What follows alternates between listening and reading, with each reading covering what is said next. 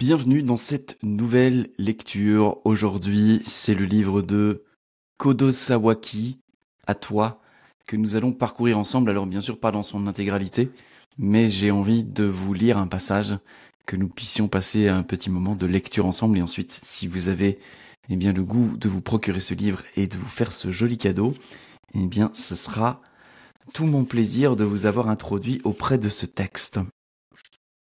Alors c'est un livre qui me parle tout particulièrement parce que Kodo Sawaki était le sensei de Taizen Deshimaru, qui est un maître zen qui a véritablement massivement contribué à faire connaître le zen en Europe et plus particulièrement en France. Ma grand-mère était sa traductrice simultanée lorsqu'il venait enseigner en Belgique. Et c'est comme ça que j'ai rencontré Kodo Sawaki, Taizen Deshimaru dans ma vie. Et Kodo Sawaki, son sensei, est assez extraordinaire également. Alors voici l'introduction. Ce livre ne ressemble à aucun autre. Kodo Sawaki ne l'a pas écrit lui-même. Il n'en est pas l'auteur, même si ce sont ses mots, retranscrits du japonais courant de son époque. Ce sont ses disciples proches qui l'ont compilé, ainsi que la deuxième et troisième génération de disciples, tels que le traducteur du texte anglais en français et l'auteur de cette introduction, tous deux héritiers directs de sa lignée. On dit dans le bouddhisme zen que la pratique est shikatanza. Chaque action doit être accomplie complètement. Pour connaître, il faut vivre. Voilà le vrai sujet de ce livre. Sawaki ne s'imposait aucune méthode, comme celle de fouiller dans la banque de données de sa mémoire ou la matière grise de son imagination, puis de remettre tout au propre à l'intention des éditeurs et du grand public. Il n'essayait pas de séduire qui que ce soit, contrairement à la plupart d'entre nous, par ce qu'il disait, enseignait, pensait ou faisait. Ce désir-là l'avait tout simplement quitté. Shinjin Datsuraku. Jeté en bas, corps et esprit. Pour lui, la recherche du bonheur n'est qu'une illusion de plus qu'il faut laisser tomber. En effet, voici un livre plein d'humour, parfois même franchement drôle, et c'est par cet humour tranchant qu'on peut réellement se remettre en question.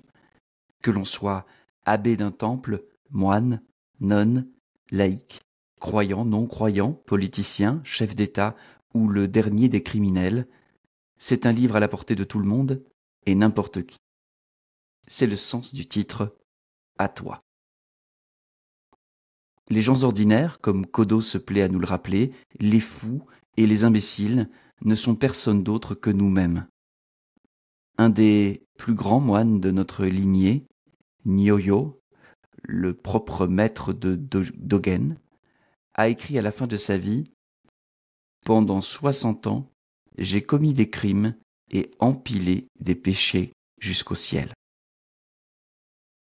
Ne sommes-nous pas censés nous observer nous-mêmes, non pas seulement en tant qu'homo sapiens, mais aussi en tant qu'animaux?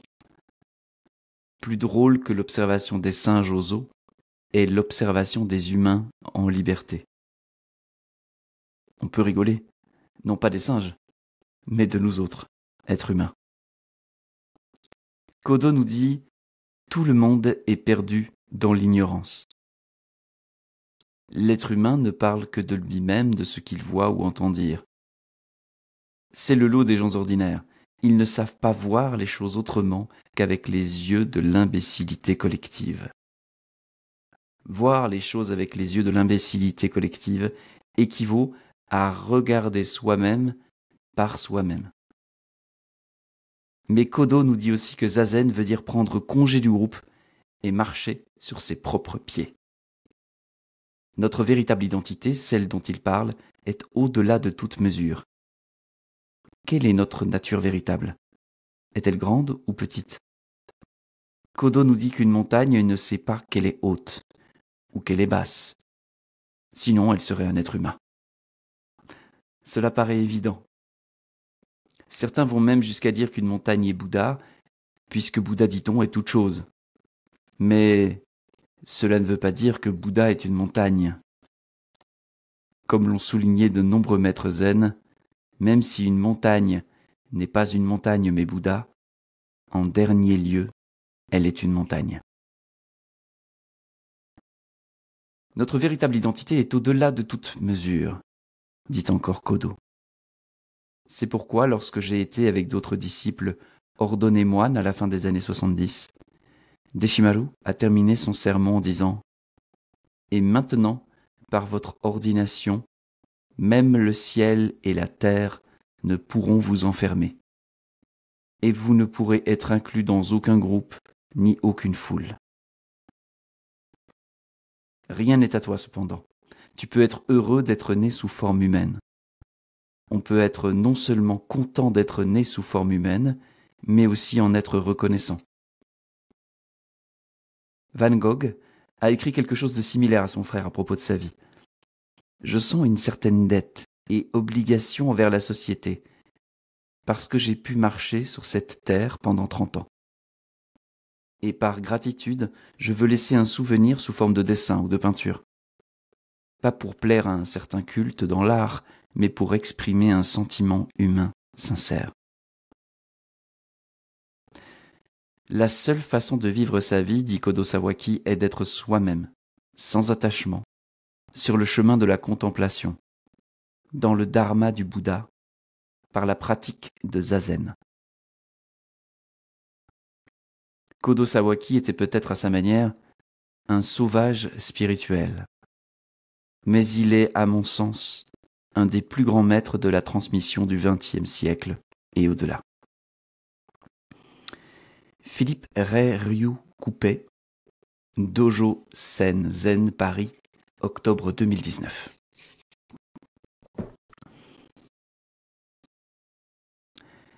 À toi qui ne peut t'empêcher de te soucier de la façon dont les autres te voient. Impossible d'échanger ne serait-ce qu'un paix avec le voisin. Chacun d'entre nous doit vivre sa propre vie. Ne perds pas ton temps à te demander qui est le plus doué. Les yeux ne disent pas « D'accord, on est en dessous, mais on nous voit ». Les sourcils ne répondent pas « D'accord, on ne voit rien, mais on est plus haut ». Vivre jusqu'au bout le dharma du Bouddha veut dire remplir pleinement ta fonction sans savoir que tu le fais. Une montagne ne sait pas qu'elle est haute. La mer ne sait pas qu'elle est immense et profonde. Tout dans l'univers agit sans le savoir. Le chant de l'oiseau et le rire de la fleur apparaissent spontanément, indépendamment de la personne assise en zazen au pied de la falaise. L'oiseau ne chante pas en l'honneur de la personne assise en zazen. La fleur ne s'ouvre pas pour l'épater. Il en va de même pour la personne assise. Elle ne fait pas zazen pour obtenir le satori. Tous les êtres réalisent simplement le soi, par le soi, pour le soi. La religion, c'est vivre ta propre vie, toujours fraîche et neuve, sans te laisser abuser par personne. Hé, qui cherches-tu des yeux? Ne vois-tu pas que c'est de toi qu'il s'agit? L'anus n'a pas besoin d'avoir honte d'être l'anus. Les pieds n'ont aucune raison de se mettre en grève juste parce qu'ils ne sont que les pieds. La tête n'est pas plus importante et le nombril n'a pas à s'imaginer qu'il est à l'origine de tout. Et pourtant, on est bien obligé de constater que les gens regardent le Premier ministre comme quelqu'un de particulièrement important. Le nez ne peut pas remplacer les yeux, ni la bouche, ni les oreilles. Chaque chose est dotée de son identité propre, que rien ne peut surpasser dans l'univers entier. Des enfants ont attrapé une souris qui est en train de gigoter dans le piège. Ils rigolent de la voir frotter son museau jusqu'au sang et s'arracher la queue. Au bout du compte, ils la jetteront au chat pour qu'il la mange. Si j'étais à la place de la souris, je me dirais « Maudits humains, ne comptez pas sur moi pour vous faire rigoler. » Et je m'assoirais en zazen.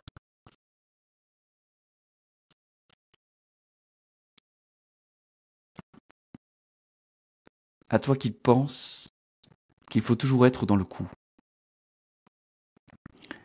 Tu es tout le temps sous la dépendance des autres. Si quelqu'un mange des frites, tu veux aussi des frites. Si quelqu'un suce un bonbon, tu veux toi aussi un bonbon. Si quelqu'un joue de la flûte, tu t'écries « Maman, achète-moi une flûte à moi aussi !» Et ça ne vaut pas que pour les enfants. Quand le printemps arrive, tu laisses le printemps te tourner la tête. Quand l'automne arrive, tu laisses l'automne te tourner la tête.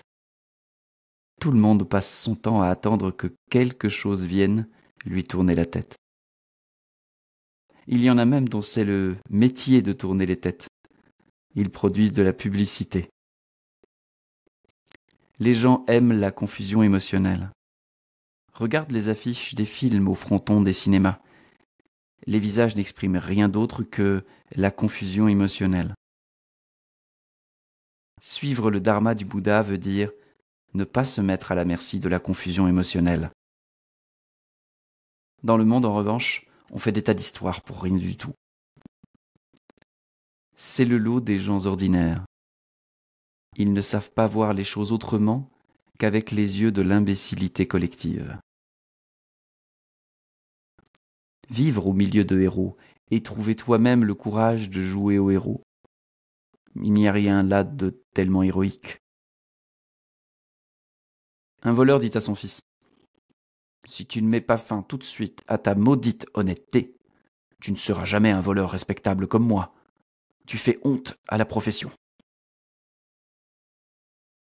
L'homme prend un air intelligent et parle d'être le maître sur terre. Et dans le même temps, il ne sait même pas par quel bout commencer par son propre corps.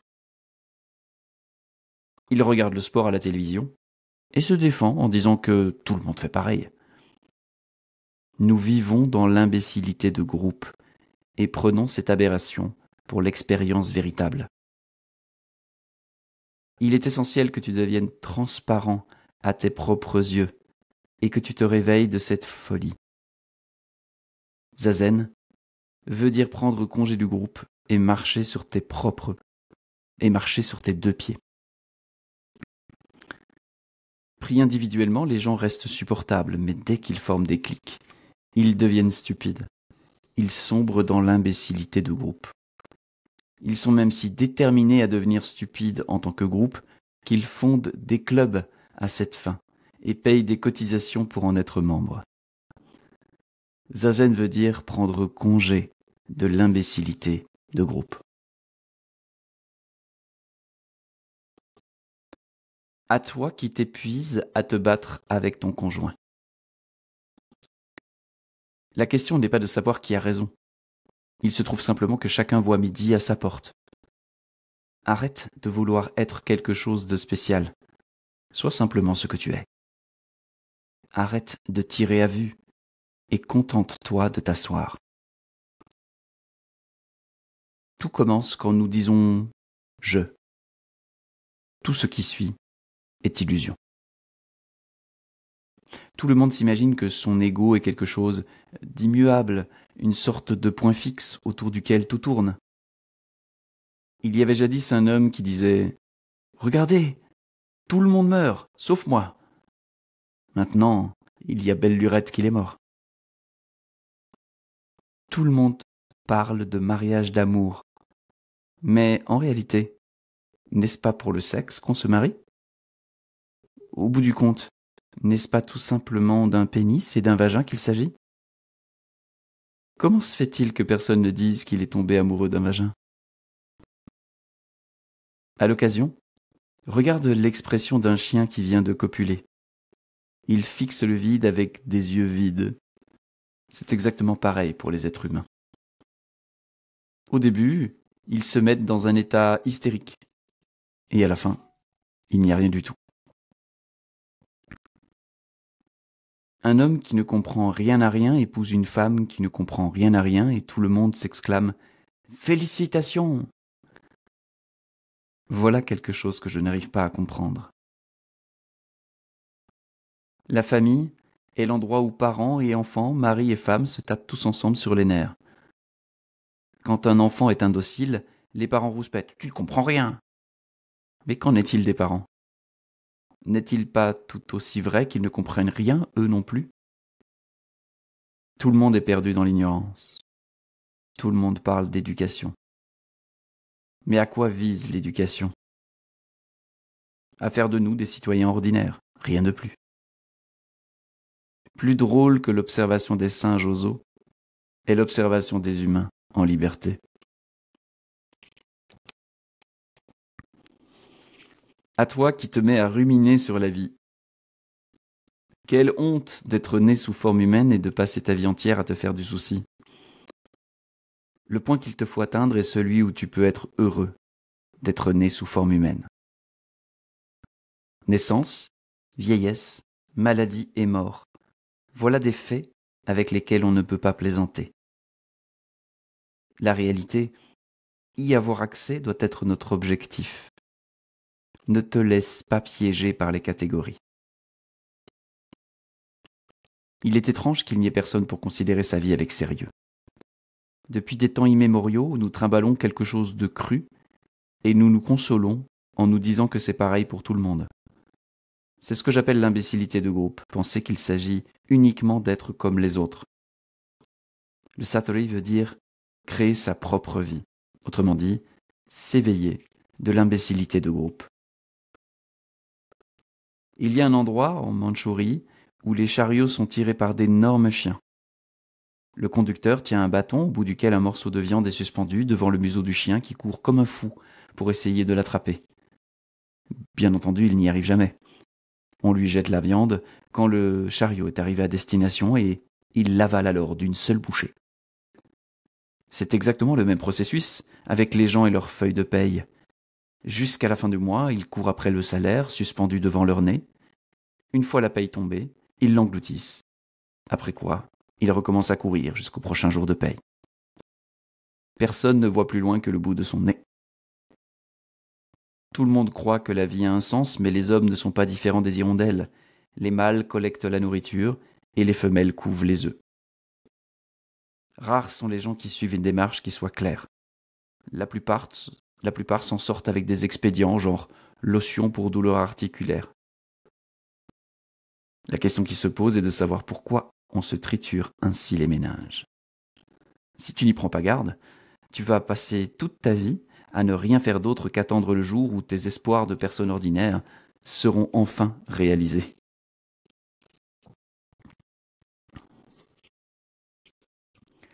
À toi dont la vie tourne autour de l'argent, toujours l'argent et encore l'argent. La mesure de l'homme. Tu lui donnes un peu d'argent et il se met immédiatement en mouvement.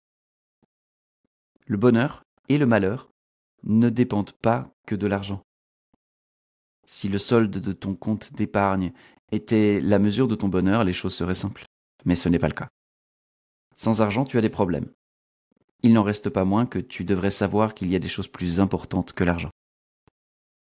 Tu n'arrêtes pas de penser au sexe, il n'en reste pas moins que tu devrais savoir qu'il y a des choses plus importantes que le sexe.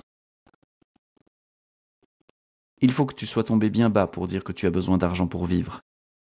Tu peux avoir une belle vie en ce monde même si tu n'as pas d'économie.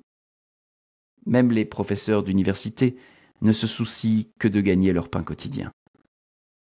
Rien n'est plus pitoyable que de se repaître de sa position et de son salaire. Travaille, travaille, si tu travailles, tu auras de l'argent. Quand tu as de l'argent, tu peux te la couler douce et avoir quand même quelque chose à manger.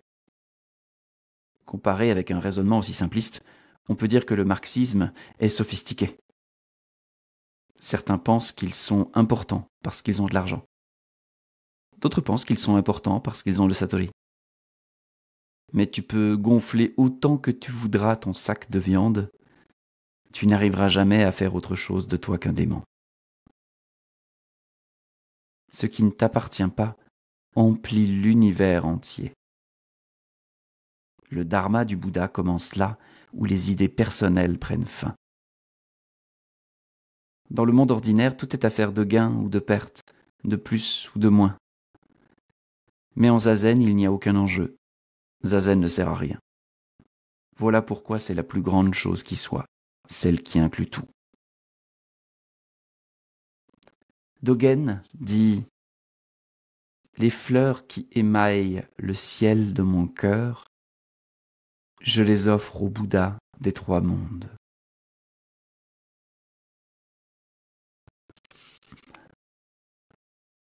À toi qui crois que le Premier ministre est vraiment quelqu'un de spécial. Celui qui cherche sa véritable mission n'a pas envie de faire carrière. Celui qui veut devenir président a perdu la boussole.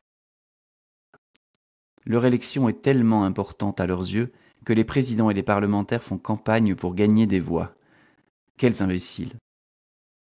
Même si on me le demandait, je refuserais de devenir président. Vous me prenez pour un idiot? Un type perd l'élection présidentielle. Il se met à pleurer. La fois suivante, il gagne. Il sourit aux caméras. Tout bien considéré, quelle différence y a-t-il entre un politicien et un petit enfant? C'est comme avec un enfant qui pleure. Tu lui offres un bonbon et voilà que son visage en larmes s'éclaire d'un sourire. Un peu plus de maturité ne ferait pas de mal.